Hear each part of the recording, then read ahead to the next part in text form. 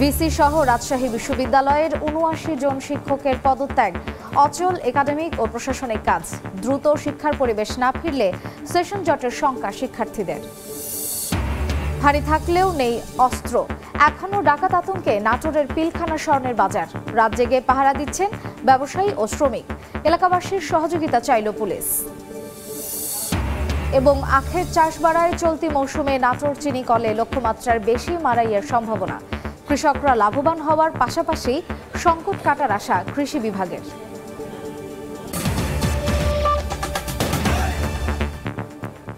আমন্ত্রণ সময় সংবাদের নিয়মিত আয়োজন বিভাগীয় সময়ে থাকছে সপ্তাহের 7 দিন ভিন্ন ভিন্ন বিভাগের সংবাদ নিয়ে। আজ থাকছে রাজশাহী বিভাগ, সঙ্গে আছি আমি মার্জিয়া শ্রেয়া। এইচএসসি পরীক্ষা সহ সমসাময়িক বিষয়ে সাংবাদিকদের ব্রিফ করছেন শিক্ষা উপদেষ্টা ওয়াহিদ উদ্দিন মাহমুদ। যাচ্ছি সেখানে। দেওয়া হয় না, কিন্তু আমি বলবো যে ছাত্ররা নিজেদের স্বার্থেই সেটা যদি চায় তাহলে যে কোনো শিক্ষা প্রতিষ্ঠান অধ্যক্ষ সেটা দিতে বাধ্য। এমনও দেখা গেছে যে যারা বিদেশে, আমাদের শিক্ষার্থীরা উচ্চ মাধ্যমিক করেই বিদেশে চলে যায়, সেখানে কিন্তু আমাদের যে এই এসএসসি এইচএসসি এগুলোর ফলাফলের থেকেও আমার নিজের অভিজ্ঞতা, আমি জানি আমার ছেলেমেয়েদের অভিজ্ঞতা থেকে, যে তারা সবচেয়ে বেশি মূল্য দেয় ওই স্কুলের মূল্যায়নপত্রের। কারণ তারা জানে যে সেই স্কুলের শিক্ষকরা এবং যারা বিশেষ করে যিনি প্রধান শিক্ষক তিনি তো এই মূল্যায়নপত্র দেন, সেটা উনি জেনে শুনে প্রত্যেক শিক্ষার্থীকে জেনে শুনেই তো সেটা দেন। আর আমাদের তো এর পরবর্তী পর্যায়ে বিশ্ববিদ্যালয়ের ভর্তি পরীক্ষা আছে। এই ভর্তি পরীক্ষা তো সব বিষয়ের উপরই হয়।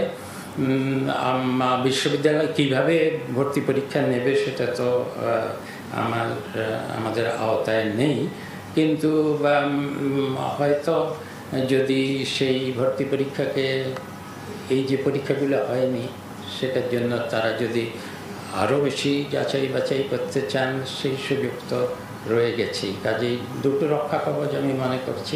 একটা হলো যে নিজেদের কলেজ থেকে শিক্ষার্থীরা তাদের সারা বছরের সব পরীক্ষার মূল্যায়নপত্র গ্রহণ করবেন, এটা চাইলেই তারা পাবেন। কোনো শিক্ষার্থী যদি খুব খারাপ রেজাল্ট থাকে সে হয়তো চাইবে না, আমাদের কিছু বলার নয় সেটাতে। কিন্তু আমি শিক্ষা প্রতিষ্ঠানগুলোর প্রধানদেরকে অনুরোধ করছি যেন সেই মূল্যায়নপত্রগুলো তাদেরকে দেওয়া হয়। আর যতই এই অস্থিরতা চলতে থাকুক, এই নতুন শিক্ষা ব্যবস্থার যে সংস্কারগুলো হাতে নেওয়া হয়েছে, এখনকার যেই পরিস্থিতিটা হলো তার সত্ত্বেও আমি মনে করি আমাদের যেই শিক্ষা সংস্কারের যে কার্যক্রম, পাঠ্যক্রমের সংস্কারের যে কার্যক্রম এবং সর্বোপরি একটা শিক্ষানীতি, আধুনিক শিক্ষানীতি তৈরি করার অন্তত প্রাথমিক পদক্ষেপের যতটুকু সময় পাওয়া যায় তার যে চেষ্টা, একটা প্রারম্ভিক সূচনা করে যাব ইনশাআল্লাহ, সেটা আশা করি।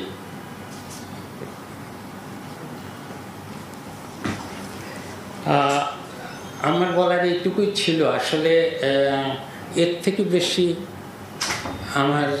আমার নিজের অনুভূতিগুলো বললাম।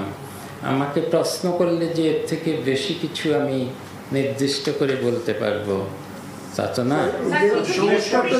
আস্তে আস্তে আস্তে যে আপনি বলছেন যে পাঠ্যক্রমে যে সংস্কার করবেন, এই সংস্কারটা যদি স্পেসিফিক করেন, আর এই আপনারা যে 8 তারিখে ওত নিলেন আর এই 10-12 দিন এতদিন হয়ে গেল, এখনো পর্যন্ত আমি কবে ওত নিয়েছি? মানে আপনারা আর কি এই গভর্নমেন্ট 8 তারিখে আমি তো মাত্র এখানে 3 দিন এসেছি। আমি কি আগে থেকে জানতাম এবং হোমওয়ার্ক করেছি?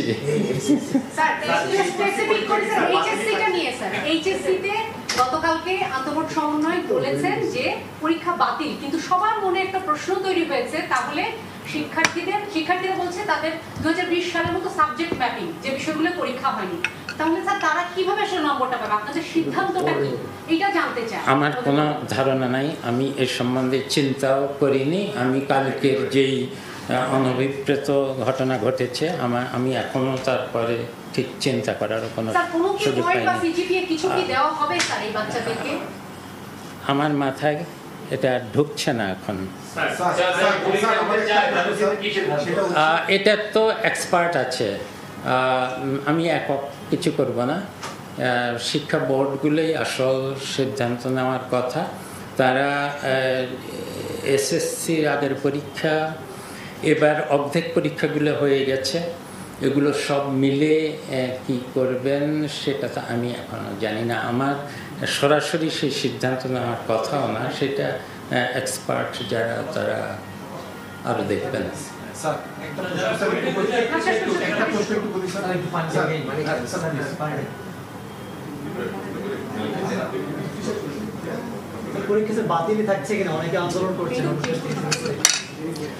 আমি এই পর্যন্ত যা বলেছি তার থেকে আর বেশি কিছু আমার বলার নেই। আপনি তো সিদ্ধান্ত দেবেন, আপনি উপদেষ্টা, আপনি বলবেন ইয়েস নো, আপনারা আমাদের কাছে প্রশ্ন করবে আপনার কাছে। আপনি যেটা বলবেন যে অনেকে আন্দোলন করছেন, অনেকে আন্দোলন করছেন, অনেক জায়গায় আন্দোলন করছে পরীক্ষা নেওয়ার জন্য, মানে এটা একটা পরিষ্কার মেসেজ তো আমাদের দেওয়া, মানে মানুষকে জানানো দরকার যে পরীক্ষা। সেটা তো এই পরীক্ষা যে কোনো ঘোষণা ঢাকা শিক্ষা বোর্ডের চেয়ারম্যানের দেওয়ার কথা, তিনি যে ঘোষণা দিয়েছেন সেটাই ভালো কথা। স্যার যেটা হচ্ছে স্যার আমরা দেখছি যে স্যার 5 আগস্টের পর থেকে স্যার এখন কিন্তু আমাদের বিশ্ববিদ্যালয়গুলোতে আক্ষরিক অর্থে কোনো উপাচার্য নেই। বেশিরভাগ উপাচার্য পদত্যাগ করেছেন, বিশ্ববিদ্যালয়গুলো আপনারা খুলে দিয়েছেন কিন্তু কোনো ক্লাস হচ্ছে না, পরীক্ষা হচ্ছে না। সচিবালয়ে সাংবাদিকদের সাথে কথা বলছিলেন শিক্ষা উপদেষ্টা ওয়াহিদ উদ্দিন মাহমুদ। এতক্ষণ আমরা সরাসরি সেখানে ছিলাম। ছাত্র জনতার অভ্যুত্থানের পর উপাচার্য সহ রাজশাহী বিশ্ববিদ্যালয়ের ৭৯ জন শিক্ষক পদত্যাগ করেছেন। বিশ্ববিদ্যালয় খুলে দেয়া হলেও কার্যত অচল একাডেমিক ও প্রশাসনিক কাজ। শিক্ষার্থীরা বলছেন, দ্রুত শিক্ষার পরিবেশ ফিরিয়ে আনা না হলে সেশন জট আরও বাড়বে। আর অচল অবস্থা কাটিয়ে দ্রুত সমস্যা সমাধানের আহ্বান শিক্ষকদের। আব্দুস সালামের ছবি ও শাহিন আলমের তথ্য নিয়ে রিপোর্ট। ৫ আগস্ট ছাত্র জনতার অভ্যুত্থানের পর রাজশাহী বিশ্ববিদ্যালয়ের উপাচার্য সহ ৭৯ জন শিক্ষক বিভিন্ন দপ্তর থেকে পদত্যাগ করেন। ১৮ আগস্ট বিশ্ববিদ্যালয় খুলে দিলেও কার্যত নেই কোনো একাডেমিক ও প্রশাসনিক কার্যক্রম। ব্যক্তি উদ্যোগে ক্লাস নিচ্ছেন কয়েকটি বিভাগের শিক্ষকেরা, যেখানে শিক্ষার্থীদের উপস্থিতি একেবারেই কম। এই অবস্থায় সেশন জটের শঙ্কায় শিক্ষার্থী। এখানে সেশন জট বা অন্যান্য একাডেমিক কাজে বাধাগ্রস্ত হচ্ছে। তো আমাদের দাবি হচ্ছে যে অতি শীঘ্রই যেন বিশ্ববিদ্যালয়ের ভিসি নিয়োগ হতে শুরু করে যেন একাডেমিক কার্যক্রমগুলো সচল হয়। আমাদের ক্লাস খুলে দেওয়া হোক, আমরা আগের মতো করে সুন্দরভাবে ক্লাস করব। আর তারপরে হচ্ছে আমরা যেন আর সেশন জটে না পড়তে হয়। শিক্ষার্থীরা যেন তাদের একাডেমিক জায়গা থেকে ক্ষতিগ্রস্ত না হয়, সেজন্য বিশ্ববিদ্যালয়ের নির্বাচিত ডিনরা আছেন, একাডেমিক কাউন্সিল আছে, তারপর হচ্ছে আমাদের শিক্ষকরা আছে, সবচেয়ে বড় কথা। তো তাদের সাথে খুব দ্রুত সময়ের মধ্যে আমরা একটা মিট অ্যারেঞ্জ করে তাদের সাথে বসে এই যে স্থবিরতা সেটা কাটিয়ে ওঠার চেষ্টা করব। শিক্ষকরা বলছেন, বিশ্ববিদ্যালয়ে শিক্ষা গবেষণা পরিবেশ ফিরিয়ে আনতে উপাচার্য নিয়োগের কোনো বিকল্প নেই। অচল অবস্থা কাটিয়ে দ্রুত সমস্যা সমাধানের আহ্বান তাদের। যত দ্রুত সম্ভব এখানে ভাইস চ্যান্সেলর দেওয়া দরকার, যাতে করে তারা এই প্রাতিষ্ঠানিক কার্যক্রমটা চালু করতে পারে। না হলে আমাদের শিক্ষার্থীরা ক্ষতিগ্রস্ত হচ্ছে। চ্যান্সেলর নিয়োগ দিলে এখানে 1200 শিক্ষক আছে, অনেক শিক্ষক দক্ষ, সৎ, পূর্ব অভিজ্ঞতা আছে, তাদেরকে এনে এই প্রশাসনের এই শূন্য পদগুলো পূরণ করবে এবং দ্রুত সময়ের মধ্যেই এটা হলো সমাধান হয়ে যাবে। রাজশাহী বিশ্ববিদ্যালয়ে বর্তমানে ৫৯টি বিভাগের অধীনে শিক্ষার্থীর সংখ্যা প্রায় ২৬,০০০। সময় সংবাদ, রাজশাহী। বিভাগীয় সময় আরও থাকছে। 2টি সেতুর অভাবে জয়পুরহাটের সদর উপজেলায় ভোগান্তিতে অর্ধশত গ্রামের মানুষ। ঝুঁকি নিয়ে খেয়া নৌকায় পার হচ্ছেন নদী। শিগগিরই সেতু নির্মাণের আশ্বাস স্থানীয় প্রশাসনের। 5 আগস্ট শেখ হাসিনা সরকারের পতনের পরপরই বগুড়ার বিভিন্ন থানায় হামলা ও ভাঙচুর করে দুর্বৃত্তরা। এখন চলছে থানাগুলোর সংস্কার কাজ। বিস্তারিত জানাতে সদর থানায় আছেন সহকর্মী আব্দুল আওয়াল। সরাসরি চলে যাচ্ছি তার কাছে। গত 5ই আগস্ট ছাত্র জনতা সফল গণ অভ্যুত্থানের শেখ হাসিনা সরকারের পতনের পরপরই বগুড়া সদর থানায় কিন্তু বিক্ষুব্ধ যারা ছাত্র জনতা রয়েছেন তারা আগুন দেন এবং এরপরে কিন্তু বগুড়া সদর থানা এবং বগুড়া যে অতিরিক্ত পুলিশ সুপারের কার্যালয় রয়েছে একসঙ্গে দুটি কিন্তু একদম পুড়ে ভস্মীভূত হয়ে যায় এবং পরবর্তীতে অনেক সুযোগ সন্ধানী যারা আছেন তারা কিন্তু সদর থানার যে সরঞ্জামাদি বা বিভিন্ন যেই মালামাল ছিল বিশেষত 19টি আগ্নেয়াস্ত্র কিন্তু তারা লুট করে নিয়ে যায়, যার মধ্যে এখন পর্যন্ত 11টি আগ্নেয়াস্ত্র কিন্তু আসলে উদ্ধার করা সম্ভব হয়েছে।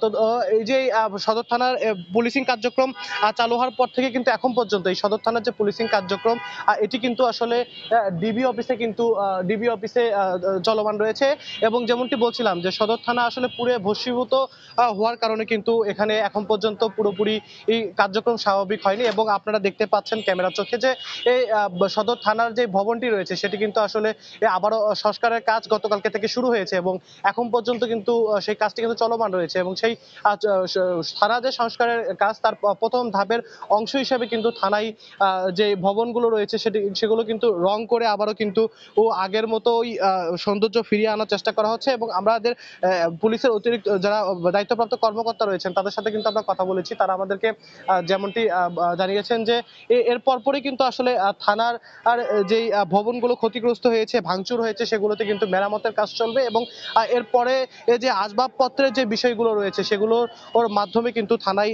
যে পুরোপুরি স্বাভাবিক কার্যক্রম সেটি কিন্তু চালাবে।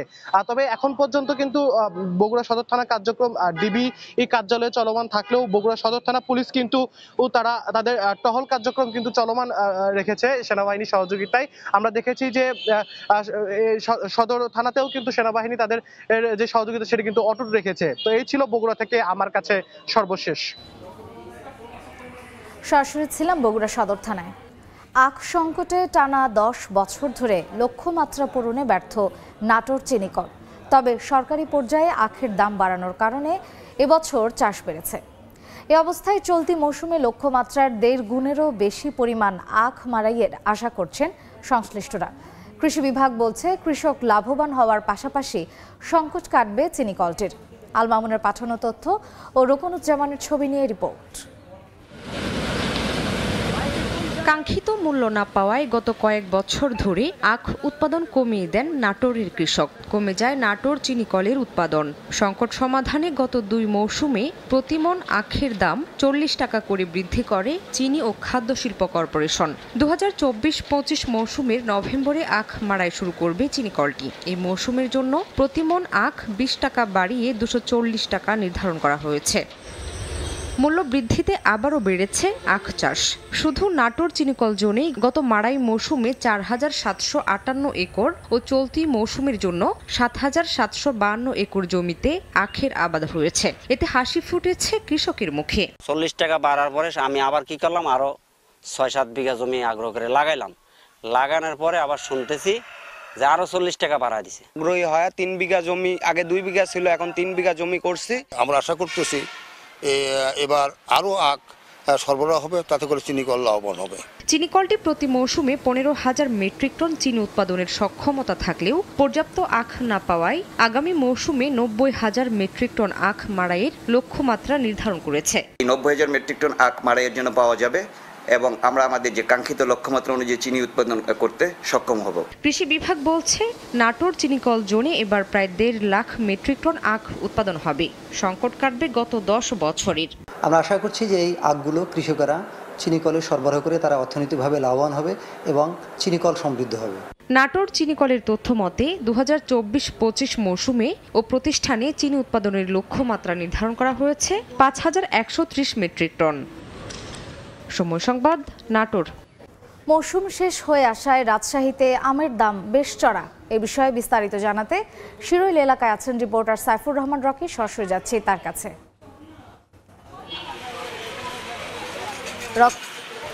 আমরা শিরোইল এলাকায় যে আমের আড়তগুলো আছে সেখানে অবস্থান করছি। মূলত এই আড়তগুলোতে এখন স্বল্প পরিমাণ আম রয়েছে, যেহেতু এরই মধ্যে আমের যে মৌসুম সেটি কিন্তু প্রায় শেষ হয়ে গেছে, যে কারণে আমের যে দাম এখন সেটি খুবই চড়া।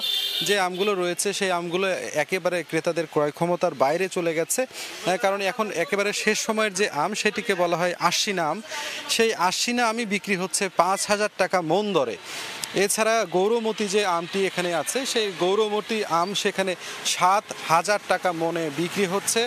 এছাড়া আশিনার আরেকটি জাত রয়েছে সেটি ঝিনুক, এই জাতের আম বিক্রি হচ্ছে 5,200 টাকা করে মন। এভাবেই কিন্তু যে আমগুলো রয়েছে সেই আমগুলোর দাম এতটাই বেশি, এবার শুরু থেকেই কিন্তু আমের যে উৎপাদন সেটি যেহেতু কম হয়েছিল, যে কারণে আমের দাম শুরু থেকে এবার বেশ চড়া ছিল এবং শেষে যত আম শেষ হয়ে আসছে আমের দাম কিন্তু ততটাই বেশি বেড়ে যায় এবং এক্ষেত্রে সাধারণ মানুষ কিন্তু এবার আম কিনে খেতে যে বেশ হিমশিম খেতে হয়েছে এবং অনেকেরই কিন্তু ক্রয় ক্ষমতার বাইরে চলে গেছে এই আমের দাম। কারণ আম উৎপাদনের যে লক্ষ্যমাত্রা এবার রাজশাহীতে ধরা হয়েছিল সেটি কিন্তু এবার পূরণ হয়নি, কারণ খরা সহ নানা কারণে এবার আমের উৎপাদন রাজশাহীতে এবার বেশ কম ছিল। এছাড়াও এই কাটিমন জাতের আম এখানে রয়েছে, সেটিও 7,000 টাকা মন দরে বিক্রি হচ্ছে। হাইব্রিড ফজলি যেটি রয়েছে সেটিও কিন্তু এখন 7,000 টাকা মনে বিক্রি হচ্ছে। সব মিলিয়ে আমের যে দাম 5 থেকে 7,000-এর মধ্যে কিন্তু এখন রয়েছে, একেবারে শেষ মুহূর্তের আম এগুলো। এই কারণেই এই দাম বেশি। বিক্রেতারা এটি বলছেন, এখন কিন্তু ক্রেতা সমাগম সেই জন্য একেবারেই কম। বিক্রেতারা বলছেন এখন বেচা কেনা তাদের কম হচ্ছে, যে আমগুলো আছে তারা এখন সেই আমগুলো এখন চড়া দাম হলেও তারা ধীরে ধীরে বিক্রি করছেন। তো এই ছিল আমার কাছে রাজশাহী থেকে আমের সর্বশেষ। আমের বাজার পরিস্থিতির সবশেষ খবর জানতে সরাসরি ছিলাম রাজশাহীর শিরোইল এলাকায়। বিভাগীয় সময় আরও থাকছে। এখনও থমথমে বগুড়া শহর, হোটেল, রেস্তোরাঁ ও ফুড কোর্টের ব্যবসায় ধস। লোকসানে বহু ব্যবসা প্রতিষ্ঠান, দ্রুত পরিস্থিতি স্বাভাবিক করার দাবি। নওগাঁর পাইকারি মোকামে মোটা চালের দাম স্থিতিশীল থাকলেও সরু চালের দাম কেজিতে 1 থেকে 2 টাকা পর্যন্ত বেড়েছে। বৈরী আবহাওয়া ও ধানের বাড়তি দরের প্রভাব চালের বাজারে, বলছেন ব্যবসায়ীরা। বিস্তারিত জানাতে নওগাঁর বাইপাস মিলে আছেন রিপোর্টার এমআর রকি, যাচ্ছি তার কাছে। চালের দর বস্তা প্রতি 120 থেকে 150 টাকা পর্যন্ত নিচে নেমে গিয়েছিল এবং এই নিচে নেমে যাওয়ার পেছনে ব্যবসায়ীরা সেই সময় যে বিষয়টি বলছিলেন, বাজারে আসলে তাদের একদিকে তদারকি বেড়েছিল, অন্যদিকে মজুদ চাল কিন্তু মিল থেকে ব্যাপক পরিসরে ছাড়া হচ্ছিল। এই কারণে দরটা আসলে নেমে যায় এবং পরবর্তী ধাপে কিন্তু বাজারের এই তদারকির প্রভাবটাই কিন্তু দীর্ঘ কয়েকদিন বহাল থাকলো। হঠাৎ করে চলতি সপ্তাহে কিন্তু আবারও সেই বাজারে প্রতি কেজি চালে আমরা দেখছিলাম যে 1 থেকে 2 টাকা বা প্রকার ভেদে কিন্তু সরু চাল 3 টাকা পর্যন্ত এখানে বাড়তি দরে বেচে কেনা হচ্ছে। বিশেষ করে মিল থেকে যেসব চাল সরবরাহ করা হচ্ছে এই চালগুলো বের করার পর বাজারজাত করে থাকেন এখানকার যারা ব্যবসায়ী।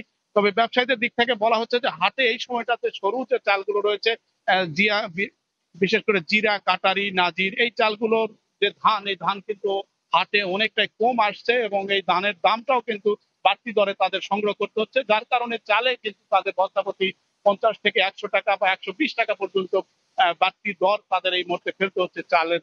এবং এই চালের বাজার দরেই কিন্তু প্রভাব পড়েছে এবং পাশাপাশি কিন্তু পরিবহনের যে ভাড়াটা ছিল, এই ভাড়া কিন্তু বিগত মৌসুমের নওগাঁ থেকে দেশের বিভিন্ন প্রান্তে যে ভাড়ায় আপনার এখান থেকে নিয়ে যেতেন তারা 15-16 হাজার টাকা, সেটা কিন্তু মাঝখানে অনেকটাই কমে গিয়েছিল এবং কমে যাওয়ার পেছনে ব্যবসায়ীদের দিক থেকে বলা হচ্ছিল যে পথে পথে এক ধরনের চাঁদাবাজি ছিল। এই চাঁদাবাজি যা থাকার কারণে ভাড়া কিন্তু 12 থেকে 13 হাজার টাকায় তারা সরবরাহ করতেন এবং এই ভাড়ার কারণেও চালের দরটা অনেকটা নিচে নেমে। তবে এই সপ্তাহে এসে হঠাৎ করে বাড়তি দরের প্রতি বস্তায় 120 টাকা বাড়িয়েছেন ব্যবসায়ীরা এবং বাড়তি দরের পিছনে তারা যে কারণগুলো দেখাচ্ছেন, তারা বলছেন যে ধান কিছুটা বেশি দরে সংগ্রহ করতে হচ্ছে, অন্যদিকে কিন্তু এই সময়টাতে যেসব ধান তারা বাজার থেকে সংগ্রহ করে থাকেন 50 থেকে 100 টাকা ধানের প্রতি মনে বাড়তি দিয়ে কেনার কারণে চালেও কিন্তু তার একটা প্রভাব ফেলতে হচ্ছে। সব মিলে কিন্তু হঠাৎ এরকম একটি প্রতি কেজিতে চালের প্রকারভেদে দর বেড়েছে 2 থেকে 3 টাকা পর্যন্ত এবং এই প্রভাবে কিন্তু ভোক্তারা এই মুহূর্তে বলছেন যে বাজার আসলে প্রকৃত কারণ খতিয়ে দেখে একটা তদারকি দেখা হোক, এই দাবিটা কিন্তু ক্রেতাদের দিক থেকে করা হচ্ছে। এই ছিল সার্বিক নওগাঁর চাল বিক্রির খোঁজ খবর আমার কাছে। সরাসরি ছিলাম নওগাঁর বাইপাস মিলে। বিসিবির নতুন সভাপতির দায়িত্ব নিয়ে মিরপুর শেরেবাংলা স্টেডিয়ামে কথা বলছেন ফারুক আহমেদ। সরাসরি চলে যাচ্ছে সেখানে। একটা সুন্দর সিস্টেম দাঁড়া করাতে চাই এবং আপনার এটা পুরনো কথা যে আমি যে একটা সিস্টেমের বিরুদ্ধে লড়াই করে কিন্তু আমি পদত্যাগ করেছিলাম, তো সেটা আমার মাথায় সবচেয়ে বড় প্রায়োরিটি থাকবে, যাতে সিস্টেমটা আমরা তৈরি করতে চাই। আমি এটাও চাই যে আমাদের আলোকপাত করতে আমাদের যেই গঠনতন্ত্রটা আছে যার মাধ্যমে আমরা ডিরেক্টরে নির্বাচিত হই এবং ইভেনচুয়ালি প্রেসিডেন্ট, এই গঠনতন্ত্রের ব্যাপারে আমার চিন্তা করতে হবে যে এক্স্যাক্টলি আমাদের জন্য সবচেয়ে ভালো কি হয়। যদিও গঠনতন্ত্র আপনার নেক্সট ইয়ারে হয়তো ইলেকশন আছে আরেকটা, তার আগের মধ্যে আমাদের গঠনতন্ত্রটা হাত দিতে হবে, এবং যেটা আমরা করব যাতে সত্যি সত্যি যারা ক্রিকেট ভালোবাসে এবং ক্রিকেটের জন্য কিছু করতে চায় তাদের আসলে অগ্রাধিকার দেওয়া উচিত। কেননা আমি জানি 18 কোটি দেশের মানুষের দেশে আমাদের দেশের আপনারা, আমরা খেলোয়াড়, আমাদের দর্শক যারা আছেন তারা এতটা ক্রিকেট পাগল, মানে খেলা পাগল মানুষ, স্পেশালি ক্রিকেট পাগল, সেখানে অনেক জিনিস আসলে আমাদের অনেক এলিমেন্ট ঢুকে যায়, এবং আমাদের ক্রিকেট বোর্ড মানে খুব বেশি গ্ল্যামারাস হয়ে যায় যখন সবাই এটার একটা অংশ পেতে চায় আর কি।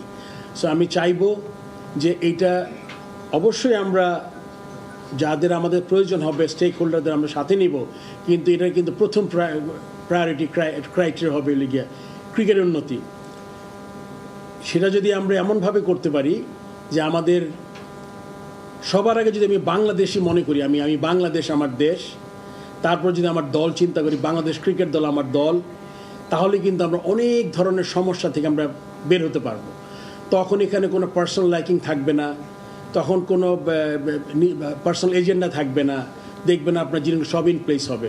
তার মানে আমরা চেষ্টা করব আমাদের দেশ এবং আমাদের দল সবার আগে, তারপর ইন্ডিভিজুয়ালগুলো ফিট ইন করবে। সেক্ষেত্রে বোর্ড ফ্যাসিলিটেট করবে আমাদের যে কর্পোরেট স্ট্রাকচার আছে, তারা যারা কাজ করছেন তারা অক্লান্ত পরিশ্রম করছেন, যারা ডিরেক্টর সময় দিচ্ছেন, তাদের ব্যক্তিগত কাজ ছেড়ে ক্রিকেট ভালোবাসে দেখেই তো তারা কিন্তু সব পরে, তারপর কোচিং স্টাফ, তারপর নিচে নিচে গ্রাউন্ডসম্যান থেকে শুরু করে প্রত্যেকটা সহকারী যারা এই কাজ করছে। সো যদি আমি সবাইকে এই মেসেজটা ক্লিয়ার দিতে চাই যে আমাদের দেশ আর বাংলাদেশ দলের কথা চিন্তা করি, তখন কিন্তু আপনার অন্য জায়গাগুলো খুব গৌণ হয়ে যাবে, তখন কিন্তু যে আমার এই পছন্দেরও পছন্দ, তখন এই জিনিসটা কমে যাবে আমাদের মধ্যে। আমি মনে করি যে আপনার অনেক কথা হয় যে প্রতিটা সেক্টরে বাংলাদেশে এমন দুর্নীতি হয়েছে, এটা আমরা সবাই জানি, আমরা তো সবাই বাংলাদেশেরই মানুষ।